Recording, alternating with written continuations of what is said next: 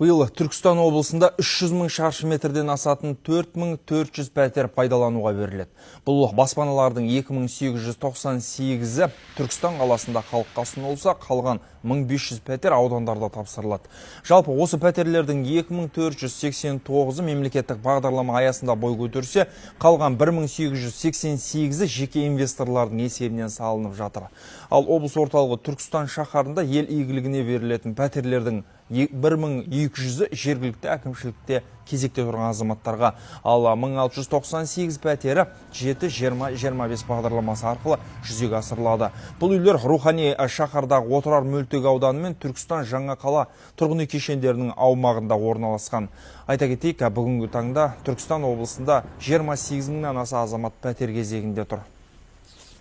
2019 жылы Түркістан облысындағы тұрғын үйлер құрылысына мемлекеттік бюджет және жеке инвестиция қаржысына жалпы 6413 пәтерлі 157 көпқабатты тұрғын үйлердің құрылысы жүргізіледі.